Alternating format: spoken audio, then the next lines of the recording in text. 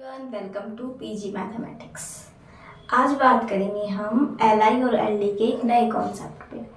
हमने linearly dependent और independent की प्रॉपर्टीज़ पढ़ी थी, तो उसमें पढ़ा था कि जैसे हमारे पास वेक्टर्स का सेट था वो एलआई है, तो उसका यदि हम उसी सेट का सबसेट लेते हैं तो एलआई होगा। यदि सुपर सेट लेते हैं तो एलआई और एलडी के बारे में कुछ हम कह नहीं पा रहे थे। इसी तरह एक सेट एलडी लिया है तो उसका सुपर सेट तो हमेशा एलडी ही हो रहा था, लेकिन उसके सबसेट के बारे में कुछ कह नहीं पा रहे थे हम। तो आज यही कॉन्सेप्ट को हम फंक्शंस पे अप्लाई करके देखते हैं कि किस तरह फंक्शंस पे ये वर्क करता है, कैसे, और एक एग्जाम्पल के थ्रू भी देखेंगे हम। तो कैसे, मान लिया मैंने कि मेरे पास एग्जाम्पल के तौर पे है एफ एक्स एक फंक्शन है, वो एक्स है, एंड जी एक्स एक फंक्शन है जो है मोड एक्स। ठीक है, एफ एक्स है, एफ एक्स एक्स है और पूरे आर से आर पे डिफाइन किए हुए हैं, और जी एक्स ही। अब आप देखिए, इसके ग्राफ्स पे बात करते हैं। एफ एक्स बराबर एक्स का ग्राफ तो कुछ इस तरह से बनेगा। ये ग्राफ हो गया हमारा एफ एक्स का। एंड जी एक्स के ग्राफ पे बात करें तो जी एक्स का ग्राफ इधर तो यही सेम बनेगा और इधर ये इस तरह से जाएगा। तो ये हमारा हो गया जी एक्स का ग्राफ, या हम मोड एक्स जो भी कह रहे हैं।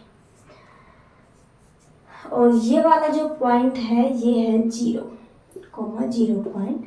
ये एक्स एक्सिस और ये वाई एक्सिस मान लीजिए, चाहे वैसे कॉमनली यूज होती हैं तो आप जानते हैं ये वाला पार्ट कॉमन है। अब आप देखिए, दो फंक्शंस हैं एफ एक्स और जी एक्स आपके पास। आपने तो ऐसे ही फंक्शन लिए हैं। हाँ, दो फंक्शंस एल आई और एल डी कब होते हैं? दो फंक्शंस किसी हमने डोमेन ले लिया, हमने एक डी, उस डोमेन में एल आई या एल डी जब होंगे जब एफ एक्स की वैल्यू जी एक्स की वैल्यू के कुछ कांस्टेंट के मल्टीपल में होगी, एक रेशियो बन जाए। यानी कि जो एफ एक्स की वैल्यू आए एफ एक्स बाय जी एक्स आ जाए, वो एक कांस्टेंट ही आ जाए, एक रेशियो आ जाए कांस्टेंट। या फिर हम कह सकते हैं हम किसी एक को एफ एक्स को कांस्टेंट इनटू जी एक्स की फॉर्म में लिख पाए जिस डोमेन में, तो यहाँ तो ये हो जाएंगे एल डी। और जब हम दो फंक्शंस को इस तरह एक दूसरे के लीनियर कॉम्बिनेशन में बोल सकते हो, या फिर उस डोमेन में किसी कांस्टेंट के मल्टीपल की फॉर्म में नहीं लिख पाए, यदि ऐसा हम नहीं लिख पाए तो हो जाते हैं ये एल आई फंक्शंस। तो आप देखिए, अब सिर्फ हम बात इस वाले एग्जाम्पल में बात करते हैं 0 से इन्फिनिटी की। कहाँ बात करेंगे हम? 0 से इन्फिनिटी की बात करेंगे। पहले मैंने लिया एक ये डोमेन D1 डोमेन लिया मैंने। 0 चाहे क्लोज ले लो, कोई दिक्कत नहीं। इन्फिनिटी तो आपको पता ही होगा, हमेशा ओपन लिखा जाता है। तो अब इसमें देखिए 0 से इन्फिनिटी में यदि हम एफ एक्स की वैल्यू तो हमेशा एक्स ही रहने वाली है, जी एक्स की चेंज होगी कैसे? एक्स और माइनस एक्स। जब ये 0 से इन्फिनिटी है और ये हो गया माइनस इन्फिनिटी से 0 है, इस पे ओपन लगा दीजिए, वैसे क्लोज एक ही बात है। तो देखिए, अब 0 से इन्फिनिटी पे एफ एक्स और जी एक्स को एक दूसरे के लीनियर कॉम्बिनेशन में या किसी कांस्टेंट की फॉर्म में लिख सकते हैं कि नहीं? देखिए, एफ एक्स को क्या लिखेंगे? एफ एक्स जो है हमारा एक्स बराबर यही है जी एक्स। यानी कि हम क्या लिख सकते हैं? एफ एक्स बराबर 1 इंटू जी एक्स, कॉन्स्टेंट की वैल्यू आ गई 1। तो यहाँ से हम कहेंगे कि जो हमारा x और मोड x, f और g दो फंक्शन हैं, ये कैसे हैं? LD फंक्शन है। कैसे फंक्शन है? LD फंक्शन है, लीनियरली डिपेंडेंट फंक्शन है। किस डोमेन में? 0 से इन्फिनिटी। इस वाले पार्ट में ये LD हो गए। दूसरी कंडीशन, अब हम इसमें बात करते हैं, इधर वाले में हमने लिया D2 लिया माइनस इन्फिनिटी से 0। ओपन क्लोज कुछ भी ले लीजिए आप, क्योंकि जीरो पे वैल्यू तो जीरो जीरो ही आनी है। यदि मैं ये वाला पार्ट लूँ तो आप देखिए एफ एक्स की वैल्यू क्या है, एफ एक्स की वैल्यू तो वही एक्स है, तो इसे आप क्या लिखेंगे, माइनस ऑफ माइनस एक्स लिख देंगे, और माइनस एक्स इस वाले इंटरवल में इसकी माइनस एक्स की वैल्यू है जी एक्स की value, negative of g x, यानी कि आपने लिखा एफ एक्स को -1 इंटू जी एक्स, यानी कि यहाँ पे हमारे कांस्टेंट की वैल्यू आई इतने वाले पार्ट में -1, तो यहाँ भी ये हो गए L D, linearly dependent function है। एक हमें पूरे डोमेन के लिए एक कांस्टेंट मिल रहा है, किस तरह से एक कांस्टेंट मिल रहा है कि हम एक दूसरे की फॉर्म में एक दूसरे को लिख पा रहे हैं, ठीक है। इसमें भी ये एल डी है, यदि ओनली ये ले तो एल डी है। अब यदि मैं पूरा लूं माइनस इन्फिनिटी से इन्फिनिटी तक का डोमेन लूं, तो क्या ये एल डी है, ये बताइए। देखिए आप कैसे देखेंगे, देखिए यहां से यहां तक तो हमें कांस्टेंट क्या मिल रहा है -1, और यहां मिल रहा है 1, ये दोनों कांस्टेंट बराबर है क्या, नहीं है ना, यानी एक कांस्टेंट हम पूरे के लिए सिंगल कांस्टेंट नहीं दे सकते, पूरे इंटरवल के लिए या पूरे रियल नंबर के लिए हम कोई एक सिंगल कांस्टेंट की ऐसी वैल्यू नहीं दे सकते जहां पे हम एफ एक्स और जी एक्स को इस तरह लिख सके। तो इस पूरे में हम लिखेंगे ये दोनों आर पे कैसे हैं, एल आई है, लीनियरली इंडिपेंडेंट है। यहाँ तक आपको समझ आया होगा। डिपेंडेंट चेक करने के लिए या इंडिपेंडेंट चेक करने के लिए हम देखेंगे सबसे पहले कि एक फंक्शन को दूसरे फंक्शन के कांस्टेंट मल्टीपल में लिखा जा रहा है या नहीं। यदि एक सिंगल कांस्टेंट हमें मिल जाए जिसमें हम लिख पाए तो हमारा क्या हो जाएगा फंक्शन एल डी। यदि एक सिंगल कांस्टेंट ना मिले तो हम कहेंगे वो दोनों फंक्शंस जो हमने डोमेन लिया है, जो हमारा डोमेन है डी, यहाँ पे आर रियल नंबर, इसमें कैसे हो जाएंगे, एल आई हो जाएंगे। अब आपने पढ़ा था जब सेट्स पे बात कर रहे थे, जब एल आई का हम सुपर सेट ले रहे, सॉरी एल डी का सुपर सेट ले रहे थे तो एल डी हो रहा था, लेकिन यहाँ ऐसा नहीं है। डोमेन है उसका यदि हमने सुपर सेट लिया, भाई इन दोनों के लिए तो ये पूरा वाला तो सुपर सेट ही है डोमेन का, तो उसके लिए एल आई भी आ सकता है।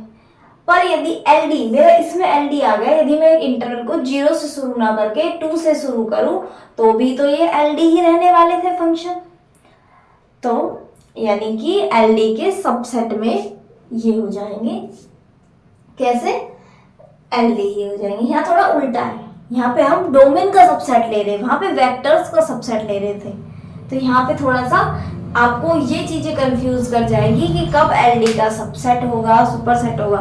वेक्टर्स में तो आपको ये याद रखना है, आप ये सोच के चले वेक्टर्स हैं, एल आई है, अब मैं इसका सबसेट बना रही हूँ तो कुछ निकाल ही रहे हैं।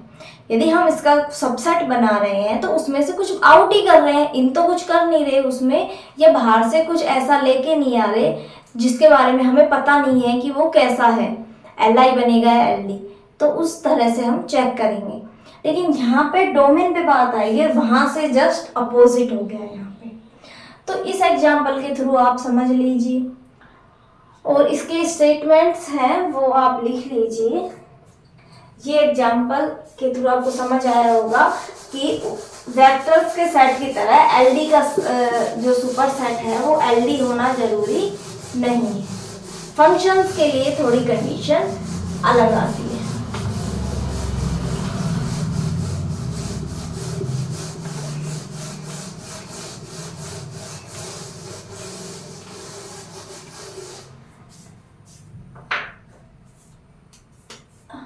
आप लिख लीजिए, रिजल्ट है if f and z are two functions, then अब हम पॉइंट वाइज लिख लेते हैं एल आई और एल डी के लिए। किस तरह से लिखेंगे, यदि if f x and g x are linearly dependent are linearly dependent LD लिखेंगे इसे, है ना, डिपेंडेंट इन डोमेन, यदि वो एक डोमेन D1 में डिपेंडेंट है, एलडी है दोनों फंक्शंस किसी D1 में, तो ये इंप्लाइज करेगा कि also dependent the subset of D1, also linearly dependent in D2। D2 क्या है, सबसेट है D1 का। जब हम देख रहे थे यदि 2 से शुरू करें उन इंटरवल को, उसका सबसेट ले तो भी LD हो रहा था। सेकंड है, यदि LD है तो उसके सुपर सेट पे हम कुछ कह नहीं सकते। ये तो हमने एग्जाम्पल लिया जिसमें भाई अलग अलग हो रहा था, या फिर मैं पहले लेती 2 से और फिर उसे इंटरवल को उसका सुपर सेट लेने के लिए 0 से बनाती तो LD का LD आ जाता। तो यानी सुपर सेट में हम कुछ कह नहीं पाएंगे। If LD in domain D1, if एक सेकेंड,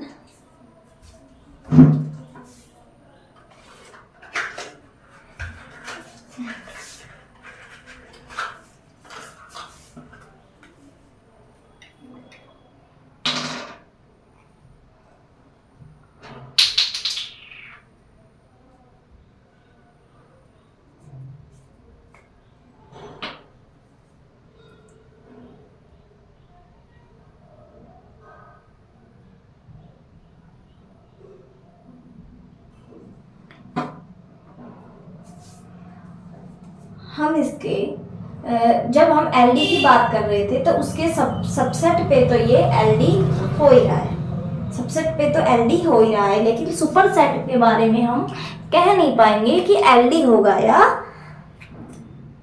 LI होगा, है ना। तो if fx and gx are LD in domain D1, then they are may or may not be, then may or may not be LD in D2, जो क्या है, super set है D1 का। Super set में हम कह नहीं पाएंगे, क्योंकि देखिए जब हमने ये ग्राफ बनाया इधर ऐसे ये था, यदि मैं एक लूँ इसमें भाई ये LD है, अब इसका सुपर सेट ले लूँ तो यहाँ पे LD है, लेकिन ये सुपर सेट को मैं यहाँ तक ले जाऊँ तो LI है, तो हम कुछ कह नहीं पा रहे हैं। थर्ड स्टेटमेंट,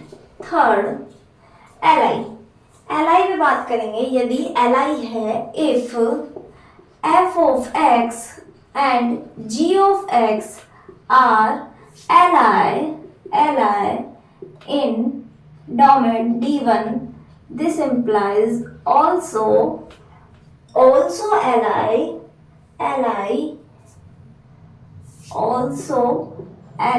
in D2, जो क्या है, सुपर सेट है D1 का। अब इस D1 के सुपर सेट में तो LI हो गई, जैसे मैंने मान लिया था ये यहाँ से यहाँ तक LI है, अब इसका सुपर सेट मैं यहाँ तक बढ़ा दूँ तो भी ये LI ही रहेंगे। इसका सुपर सेट इधर ही तो बढ़ेगा, इसमें से तो कुछ कम होगा नहीं, तो इन दोनों कंडीशन के कारण ही ये जब LI हो गए तो ये LI ही रहेगा। Fourth, if fx and gx are LI in D1, this implies may or may not LI in D2, subset of D1। अब D1 के सबसेट में नहीं होगा, कैसे, यहाँ समझिए, LI की बात कर दी मैंने, इसके यहाँ से ये फंक्शन इतने इस वाले डोमेन में कैसे है, LI है। यदि अब इसका सबसेट में लेके यहाँ आ जाऊं तो कैसे होंगे, LD। इस सबसेट को यहाँ रख दूं तो LI, तो हम मे और मे नोट भी हो जाएगा। तो ये था हमारा फंक्शंस पे कि किस तरह से एल आई और एल डी हम देखेंगे। ये तो सिर्फ हमने एग्जाम्पल लिया है। आप इस तरह से ये 4 स्टेटमेंट्स हैं किसी भी फंक्शन के डोमेन को सुपरसेट और सबसेट में लेने के बाद एल आई और एल डी किस तरह से चेंज होंगे। Okay, thank you.